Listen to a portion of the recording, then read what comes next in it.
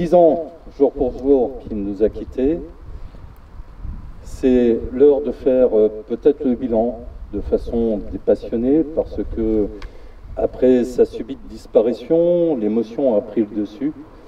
Et puis nous avons, au fur et à mesure des années qui se sont écoulées, eu le temps de digérer un peu cette douleur, sans oublier bien sûr celui qui a présidé aux destinées d'Amnéville pendant 46 ans.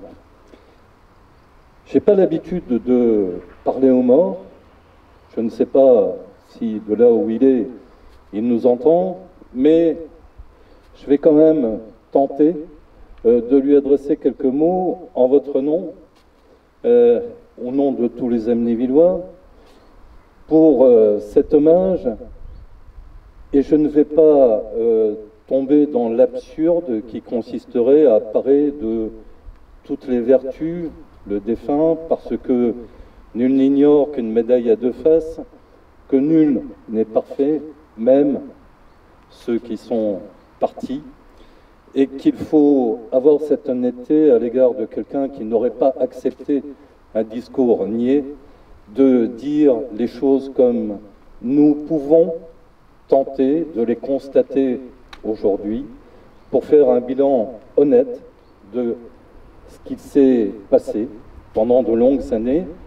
Et encore, si je voulais restituer 46 ans de mandat du docteur Kieffer, je crois que je n'aurais pas quelques feuilles dans les mains, mais quelques tomes d'une encyclopédie dont je ne vous livrerai le détail qu'au travers d'un discours fleuve. On n'est pas à Cuba, donc je vais essayer d'être synthétique dans mes propos. Qu'est-ce qu'on peut retenir du docteur Kieffer? La première chose, c'est bien évidemment sa qualité de bâtisseur. Cette cité des loisirs, elle est sortie de terre avec la volonté du docteur Kieffer, de ceux qui l'ont soutenu, et de cette population qui a poussé derrière, réalisant chaque mandat, le docteur Kieffer, en faisant un député à 2 reprises, en faisant un conseiller régional, et en le soutenant dans cette voie de bâtir sur un tas d'ordures, sur les déchets de la sidérurgie, cette cité des loisirs. Ce qui est remarquable dans cette œuvre, c'est que la première chose qu'il a créée, le premier bâtiment qui est sorti de terre, c'est la piscine patinoire. Le 21 décembre 1974, il inaugure ce premier bâtiment. Personne n'y croit. Personne ne croit à sa vision et le préfet ne s'est même pas déplacé pour cela parce qu'il ne voulait pas cautionner les rêveries d'un, entre guillemets, illuminé qui dépensait l'argent public mais qui allait nécessairement entraîner sa commune à la faillite et dans le chaos. Il n'en a rien été et ce 21 décembre 1974, le docteur Kieffer inaugure ce bâtiment en indiquant tout ce qui va suivre. Il va y avoir, nous dit-il, un cinéma, une galerie marchande, une cure thermale, un casino, une salle de spectacle. Il a déjà tout prévu. Tout est présent dans son esprit, tout est programmé, et il est dans cette idée de dire c'est la première pierre que je pose de ce bâtiment, mais c'est la première pierre de la cité thermale et touristique que nous allons construire, et il l'a fait. C'est donc un visionnaire. C'est aussi quelqu'un qui a su faire preuve d'intelligence. Quand il a fallu, avec le lac artificiel créé sur le banc communal de Marange-Sylvange, avec laquelle il n'entretenait pas à l'époque les meilleurs liens, décider d'implanter un endroit où on puisse au moins boire un verre, eh bien, il savait pertinemment qu'il ne pourrait pas obtenir de permis de construire, puisque c'était Marange-Sylvange qui devait le délivrer. Alors, il n'a pas implanté un bâtiment, il a implanté une œuvre d'art. Le Galion est officiellement une œuvre d'art. Et quand vous implantez une œuvre d'art, vous n'avez pas besoin de permis de construire. Encore fallait-il avoir l'intelligence de trouver cette parade pour doter ce lac d'un établissement où l'on puisse consommer et se désaltérer. C'est aussi du courage. Il en a fallu au docteur.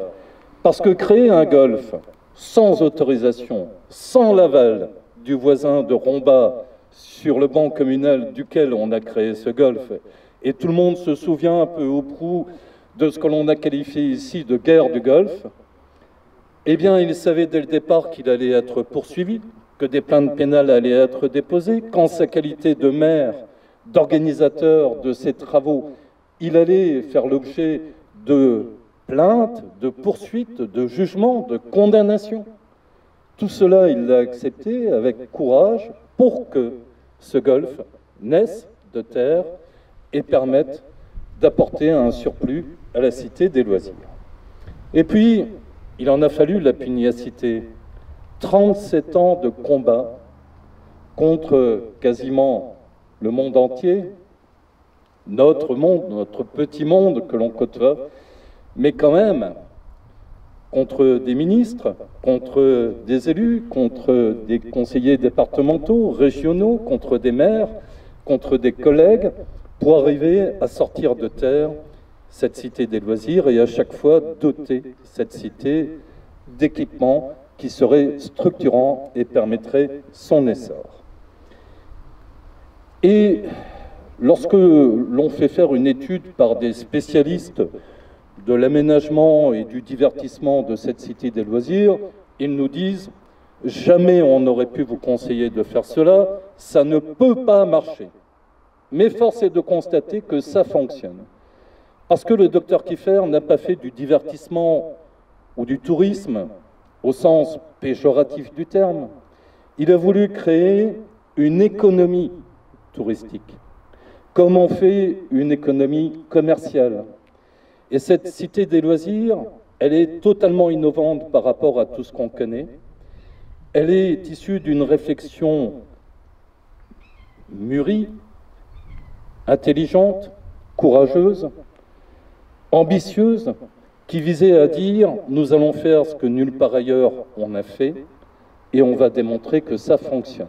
C'est un pari osé, mais un pari réussi. Aujourd'hui, cette Cité des Loisirs, c'est non seulement diverses activités, mais c'est surtout le deuxième employeur de Moselle, avec plus de 2500 emplois pendant la haute saison. C'est 675 millions d'euros de chiffre d'affaires.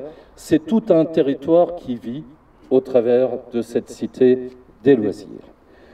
Alors, on lui a reproché au docteur Kiefer, c'est ce que j'entendais à l'époque, il fait tout pour le haut, rien pour le bas. C'est oublié qu'en 1965, quand il est élu, il n'y a pas grand-chose à Amnéville. Il n'y a pas une route qui ne soit pas en terre. Il n'y a pas de goudron. On est face à un défi qui va être aussi important que celui de la Cité des Loisirs. Il faut moderniser cette ville, il faut investir, structurer cette ville, et il va s'attacher à créer effectivement des routes goudronnées, praticables, à créer des écoles, une médiathèque, un palais des sports, un conservatoire, un lycée, pardon, un collège, mais au départ c'était une autre idée. Et bref, il a à cœur de structurer cette ville et de permettre également son développement. Et puis, c'est la crise de la sidérurgie. Vous savez qu'à partir de 1973, on a le premier choc pétrolier. Le docteur Kiefer va faire comme d'autres, mais lui, il va le faire toujours à sa façon. Il va aussi générer des emplois, tant sur le site thermal et touristique qu'en mairie. On était en 2014 à 431 employés, alors que la Cour des comptes disait, dans une ville de 10 000 habitants, c'est normalement 100 employés que vous devrez avoir, 20 de plus avec le site thermal, mais on serait à 120 et on ne serait certainement pas à 431. Cependant, il y a des gens qui avaient des difficultés, qui recherchaient des emplois, et peut-être aussi que la vision d'un maire, comme il l'était, était de donner du travail à ceux qui n'en avaient pas et d'assurer non seulement leur subsistance, mais leur maintien dans sa commune. Je vous l'ai dit en introduction, si la mort part de toutes les vertus, le défunt, ce serait quand même faire une injure au docteur Kiefer que de masquer les autres aspects de sa personnalité. Il n'y a que ceux qui agissent qui se font critiquer, et comme il a beaucoup agi, il s'est fait beaucoup critiquer. On lui a entre autres reproché une sensibilité politique, penchant parfois trop à droite, selon certains, une gestion paternaliste des équipements de la municipalité, avec un organigramme des emplois qui relevait plus de l'arbre généalogique que de l'étalement des compétences, des rêves de grandeur démesurés, avec une médiathèque digne de Metz, un conservatoire hors de proportion avec la commune, où on lui a même reproché dans des grands mensuels comme Le Point d'avoir construit une salle de spectacle comme le Galaxy beaucoup trop importante pour cette ville. Mais Le Point a été condamné pour diffamation et justice a été rendue. On lui a reproché aussi cette soif de nouveauté qui faisait que, bien parfois, avant de terminer un équipement, on prenait le budget qui restait pour en débuter un autre parce qu'il fallait aller vite ou faire plaisir à certains, et on lui reprochait aussi l'absence d'entretien de l'existant. On a été même jusqu'à lui reprocher son mépris à l'égard des autres hommes politiques, voire de la République, et on a encore tous en mémoire son fameux discours sur la principauté de Stahlheim. On en a marre de la République, on est bien chez nous. Voilà. Voilà qui caractérise quoi? Quelqu'un qui avait une personnalité riche et complexe, qui en faisait étalage dans tous les aspects de la vie et qui, comme tout à chacun, avait les défauts de ses qualités. Mais qu'importe tout cela, ce qui compte, c'est ce qui reste. En dehors d'un léger parfum de Havane, que j'ai l'impression de sentir dans l'air ce soir, vous nous avez donné, docteur, cette fierté d'être amnévillois, cette fierté qui se transmet de génération en génération. Nous ne sommes pas une ville comme les autres, et c'est bien à vous que nous le devons. Et si vous êtes parti paisiblement à 75 ans, ce fut brusquement pour nous qui vous croyez éternel. Désemparés, nous avons un peu erré avant de nous ressaisir en 2014. Il n'est pas facile de vous succéder et de gérer pareil héritage. Certains se gaussent d'être votre réincarnation, d'autres d'être sûrs de pouvoir faire au moins aussi bien que vous. Moi, la seule chose que je vous souhaite, c'est de profiter de ce repos éternel que vous avez bien mérité.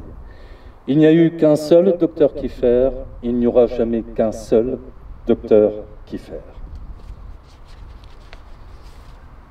Mais bien évidemment, une ville comme Amnéville ne peut pas vivre sans une municipalité, sans quelqu'un aux commandes. Alors, depuis votre disparition, on tente de gérer au mieux cet immense et complexe héritage, tant pour la ville que pour le centre thermal et touristique. Quand vous nous avez quittés, votre enfant était devenu adulte.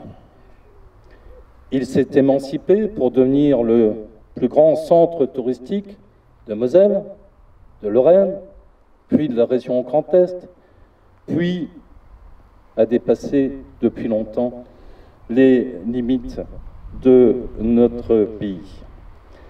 Là où il vous avait fallu batailler contre tous pour ériger cette cité des loisirs, il fallait désormais fédérer pour assurer son épanouissement. Vous l'aviez prédit, nous l'avons concrétisé avec la SPL Destination Amnéville. Là où la situation se fragilisait, nous avons su consolider. Malgré la crise et malgré la pandémie, votre site thermal et touristique reste debout et traverse les difficultés. Et nul doute que de là où vous êtes, vous savez convaincre, j'en suis certain, le destin pour qu'il nous donne de temps à autre ce coup de pouce si nécessaire. Alors docteur, si 10 ans après votre départ, beaucoup de choses ont changé, votre œuvre, elle perdure. Elle continue à faire la fierté de vos administrés, elle perpétue votre mémoire, et ce n'est que justice à l'égard de celui qui a été si longtemps, 46 ans, l'incarnation de la commune d'Amnéville. Vous restez telle l'étoile du berger qui nous guide pas à pas. Alors, si aujourd'hui il nous suffit de lever les yeux pour apercevoir votre enfant, la Cité des Loisirs, juste au-dessus d'elle, on peut deviner l'étoile que vous êtes devenue, cette étoile qui brille à jamais. Merci de votre attention.